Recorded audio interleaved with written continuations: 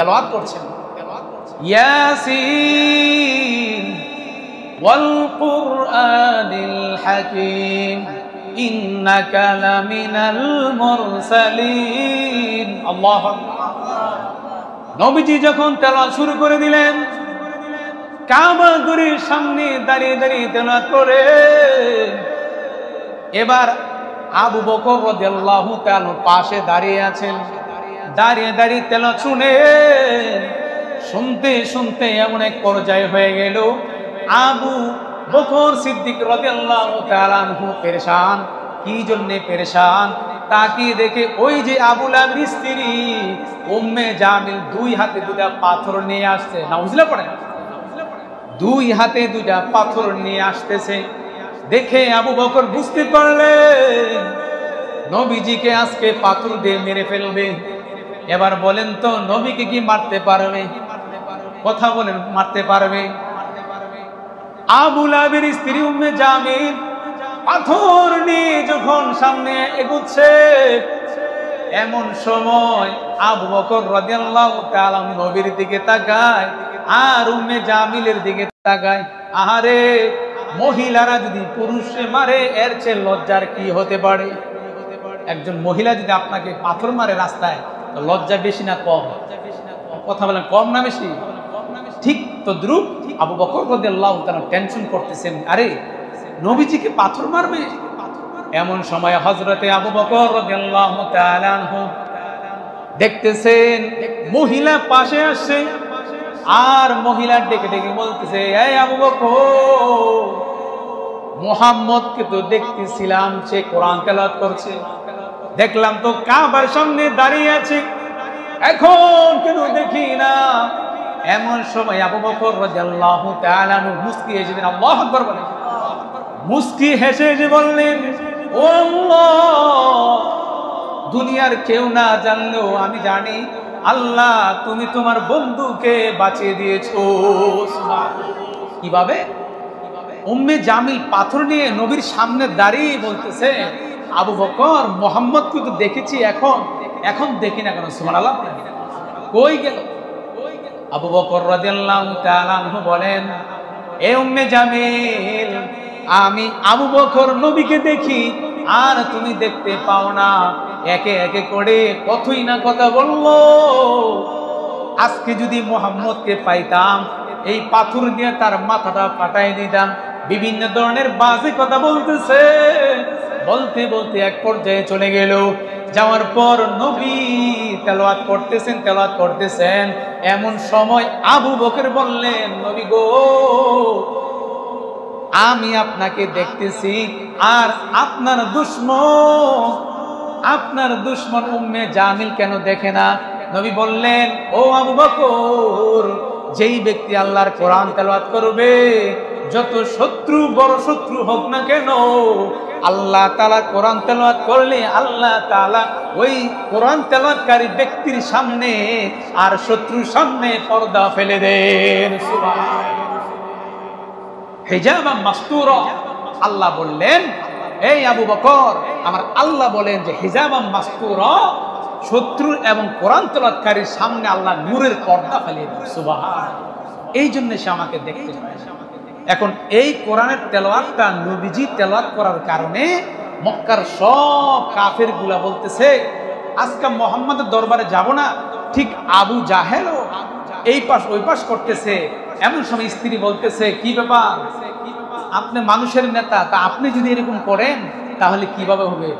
স্ত্রী, আমার শোনো, আমি মুহাম্মদের তেলাওয়াত শুনতে পাই আর দিলের খোরাক পাই।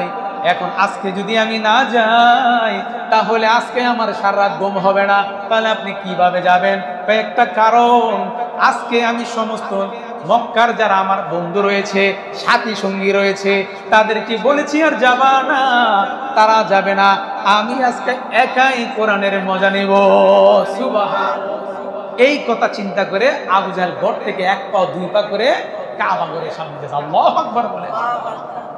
এমন সময় উতবা, সাইবা, ওলীদ ইবনে মুগীরা তারা চিন্তা করতেছে, দূর, মুহাম্মদের তেলাওয়াত না শুনলে তাছে ঘুম হবে না, তো তারা তো কেউ যাবে না, আমি আজকে একা গিয়ে তেলাওয়াত শুনবো। সুবহানাল্লাহ পড়ে। এমন সময় আবু জাহেল একে একে করে সে কাবা ঘরের সামনে দাঁড়িয়ে তেলাওয়াত শুনতেছে। উতবা, আবু জাহেল, ওয়ালিদ ইবনে মুগীরা সবাই মিলে তেলাওয়াত শুনতেছে। তেলাওয়াত শুনতে শুনতে দেখে হযরতে বেলাল রাদিয়াল্লাহু তাআলা আনহু ফজরের আযান দিয়ে আল্লাহু আকবার বলেন। আযান শোনার পর এখন যে মক্কার লিডার গুলা এক একে দৌড়ে পালাচ্ছে, সুবহানাল্লাহ, দৌড়াচ্ছে। দৌড়াইতে গিয়ে আবু জাহেলের সাথে ওয়ালিদ ইবনে মুগীরা একে আরেকজনের ধাক্কা লেগেছে। এই কিরে তুই আসিস কে? আপনি আইছেন কে? ওয়াদা না করলি যে আর আসবি না? ও নেতাজি শুনে না, এমন এক মধুর তেলাওয়াত, যেই তেলাওয়াত না শুনলে আজ কেন কোনদিনও ঘুম আসবে না। তারপর বেঈমান মুশরিকদের দিলের মধ্যে আল্লাহ তাআলা মোহর মেরে দিয়েছেন।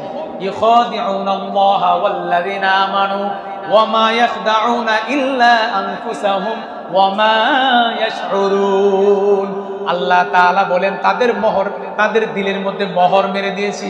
নবী হে, আপনি তাদের জন্য যত দোয়া করেন তারা ইসলাম গ্রহণ করবে না, কারণ আল্লাহ তাআলা বলেন আমি তাদের কপালে হেদায়েত রাখি নাই। এই জন্যে ওই যে আবু জাহেল, আবু লাহাব, উতবা, সাইবা, ওয়ালিদ ইবনে মুগীরা তাদের কপালে ইসলাম নাই। সুবহানাল্লাহ, কারণ আল্লাহ তাআলা তাদের কপাল রাখেন না। এই কোরআনটা সেই দিন আল্লাহর নবী সাল্লাল্লাহু আলাইহি ওয়াসাল্লাম হাসরের মাঠে আল্লাহ বলেন তেলাওয়াত করেন, আল্লাহর নবীর তেলাওয়াত শুনে সমস্ত মানুষগুলো অজ্ঞান অবস্থায় পড়ে। সুবহানাল্লাহ। এবার আল্লাহ তাআলা বলেন তাহলে আমার তেলাওয়াতটা শুনুন। আমরা প্রতিদিন কোরআনের দিকে তাকিয়ে দেখি আর রহমান আছে কিনা সূরার নাম, কথা বলেন আছে কিনা? এই আর রহমান যে আল্লাহ তাআলা দুনিয়াতে নাজিল করেছেন, এই আর রহমান সূরাটা আল্লাহ তাআলা ওই কিয়ামতের দিন এইভাবে তেলাওয়াত করবেন। আল্লাহ নিজে বলবেন আনার রহমান আল্লামাল কুরআন খলাকাল ইনসান। সুবহানাল্লাহ পড়ে, আমি হচ্ছে রহমান। আল্লাহ ওই দিন নিজে বলবেন আনার রহমান। আল্লাহ সেদিন তেলাওয়াত করবেন। আল্লাহ তাআলা তেলাওয়াত শুনতে চান কি চান না? মহব্বতে বলে চান কি চান না? কারণ যে ব্যক্তি আল্লাহর তেলাওয়াত শুনবে ওই ব্যক্তির আর কোনো টেনশন আছে? চিট পড়ে হাজার হাজার বছরের অজ্ঞান অবস্থায় থাকবে। আল্লাহ বলবে কি ব্যাপার, তোমরা এরকম অজ্ঞান অবস্থায় আছো কেন? আল্লাহ দুনিয়াতে আমরা শুনেছি আর রহমান, আর আজকে যখন আপনি আনার রহমান বললেন দিলের মধ্যে এমন একটা ঝাটকা মেরেছে যার বিরুদ্ধে আমরা অজ্ঞান অবস্থায় হয়ে পড়েছি। এই তেলাওয়াত শোনাবেন। প্রথমত দাউদ আলাইহিস সালাম শোনাবেন, এরপর নবীজি, তারপরে আল্লাহ তাআলা। এখন দাউদ আলাইহিস সালামকে আল্লাহ তাআলা এক নম্বর মুজিজা দিয়েছেন, উনি এরকম লোহাকে মোট করে ধরলেই মোমের মধ্যে গলে যায়। সুবহানাল্লাহ পড়েন। আর ওনার সন্তান হযরতে সুলাইমান আলাইহিস সালামকে আল্লাহ তাআলা তিনটা গুণ দিয়েছেন। এক নাম্বার হচ্ছে উনি পিপিলিকার ভাষা বুঝতে পারতেন। সুবহানাল্লাহ বলবেন না? আর একটু জোরে বলেন না। দুই নাম্বার হলো জিনেরা কি বলে আমরা কি বুঝি? কথা বলেন না। জিনেরা কি বলে আমরা বুঝি? জিনের রাজত্ব আল্লাহ তাআলা হযরত সুলাইমান আলাইহিস সালামকে দিয়েছেন। সুবহানাল্লাহ। তিন নাম্বার হলো পাখিকুল আছে না, পক্ষী যেটা আমরা দেখি, এই পাখিগুলার ভাষাও উনি বুঝতেন। সুবহানাল্লাহ পড়েন। এখন আপনি আমার যে জমি জামা ঘর বাড়ি এগুলা আমরা কি নিজেরা কামেছি না ওয়ারিশ সূত্রে পেয়েছি? কথা বলেন, ওয়ারিশ সূত্রে পেয়েছি না? আল্লাহর নবী সাল্লাল্লাহু আলাইহি সাল্লাম বলেন হযরত সুলাইমান আলাইহিস সালাম ওনার বাবাও ছিলেন নবী, উনিও ছিলেন নবী। কারিম ইবনে কারিম, অর্থাৎ নবীর ছেলে নবী। সুবহানাল্লাহ পড়ে। সুলাইমান আলাইহিস সালামের বাবা হচ্ছে দাউদ আলাইহিস সালাম। তো দাউদ আলাইহিস সালামের ওয়ারিশ সূত্রে উনি কিছু দিয়ে যান নাই। সুলাইমান আলাইহিস সালামকে আল্লাহ তাআলা এই তিনটা জিনিস যে দিয়েছেন, এটার ব্যাপারে মুফাসসিরিন কেরাম বলেন যে দাউদ আলাইহিস সালাম যে ওয়ারিশ সূত্রে কিছু দিয়ে যান নাই, আর সুলাইমান আলাইহিস সালাম বাবা থেকে কিছু পান নাই, এই ব্যাপারে আল বিদায়া ওয়ান নিহায়া লেখক আল্লামা ইমাদউদ্দিন ইবনে কাসির রাহমাতুল্লাহ আলাইহি বলেন লা নুরিথু মা তারাকনা ফাহুয়া সাদাক। আল্লাহু আকবার। আল্লাহ তাআলার নবী সাল্লাল্লাহু আলাইহি সাল্লাম বলেন যে আল্লাহ তাআলা কোন নবীর ওয়ারিশ সূত্রে কিছু দিয়ে যান নাই যেটা তার সন্তানরা ভোগ করবে। তো তবে একটা ওয়ারিশ সূত্রে দিয়ে গেছেন, সেটি হলো সদকা। সুবহানাল্লাহ পড়ে। ওয়ারিশ সূত্রে কি দিয়ে গেছেন? সদকা দিয়েছেন, সদকা। এবং সদকা হিসাব দিয়ে মুফাসসিরিন কেরাম বলেন, সদকার এটার উদাহরণ দিয়ে বলেছেন যে এই সদকার অর্থ হলো যে আল্লাহ তাআলার নবীরা দুনিয়াতে তাদের সন্তানকে ধন সম্পদ বাড়ি গাড়ি ইত্যাদি কিছু দিয়ে যান নাই, কিন্তু তাদের সদকা হিসেবে তাদের ইলম দিয়ে গেছেন। সুবহানাল্লাহ পড়ে। দাউদ আলাইহিস সালামের সন্তান হচ্ছে সুলাইমান।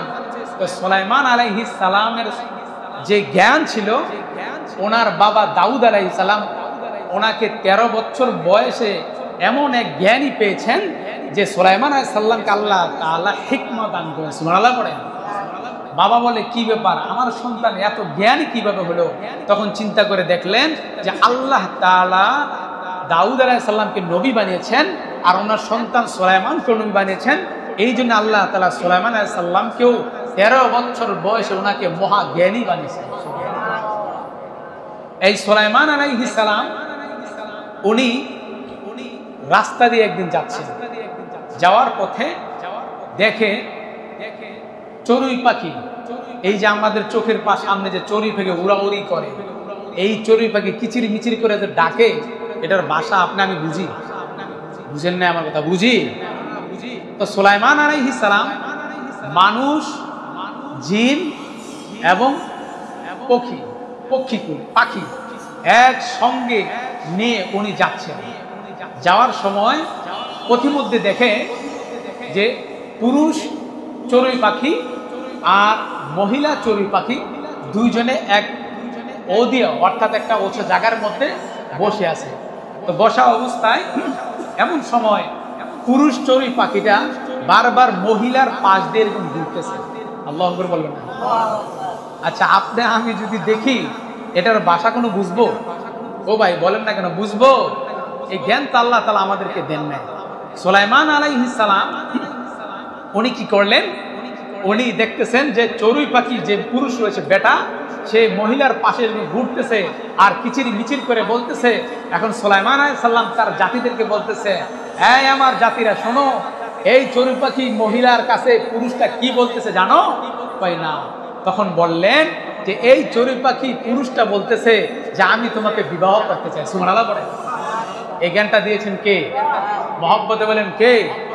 এমন সময় সুলাইমান আলাইহিস সালাম যখন বলল যে সে বলতেছে আমি তোমাকে বিবাহ করব, আর বিবাহ করে আমি তোমাকে এমন এক রাজপ্রাসাদের মধ্যে রাখবো যেই প্রাসাদটা হচ্ছে সিরিয়াতে, ওই রাজপ্রাসাদের মধ্যে আজও পর্যন্ত কেউ বসবাস করে না। সুবহানাল্লাহ।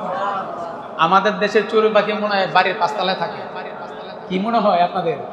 5 তলায় থাকে নাকি ওই যে কেন তাজমহল যে বানিয়েছে তাজমহলে থাকে? হ্যাঁ, গাছের ডালে ডালে বাড়ির কানায় কানায় থাকে কি থাকে না? আল্লাহ তাআলা বুঝাচ্ছেন, সুলাইমান আমি তোমাকে জ্ঞান দিয়েছি, পাখিকুলের তুমি ভাষা বুঝো, জিনদের ভাষা বুঝো, এরপর মানুষদের ভাষা বুঝো। সুবহানাল্লাহ পড়ে। ঠিক এই সুলাইমান আলাইহিস সালাম এই চড়ুই পাখির ভাষাগুলা যখন বুঝাই দিলেন, লোকের অবাক, আরে এটা কিভাবে সম্ভব? এটা কিভাবে সম্ভব যে চড়ুই পাখি কি বলতেছে সুলাইমান বুঝতে পারছে? এমন সময় পিপিলিকার এক দল, তারাও এরকম নিচে দিয়ে যাচ্ছে।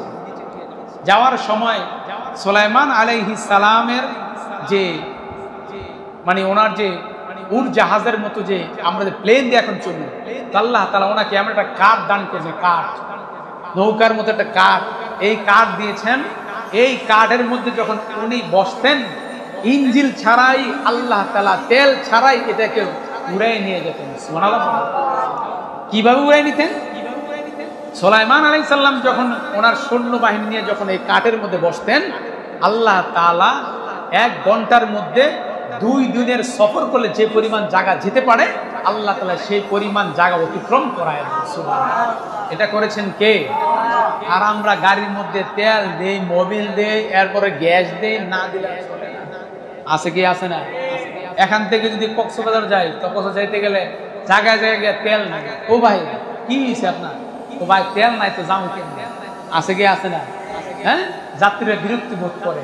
আর আল্লাহ তাআলা সুলাইমান আলাইহিস সালামকে এমন একটি উড়জাহাজ দিয়েছেন আল্লাহ তাআলা ওনাকে রাজত্ব দিয়েছেন, যার বিনিময়ে উনি তেল ছাড়া, গ্যাস ছাড়া, যন্ত্রবিহীন আল্লাহ তাআলা ওনাকে উড়াই নিয়ে। সুবহানাল্লাহ।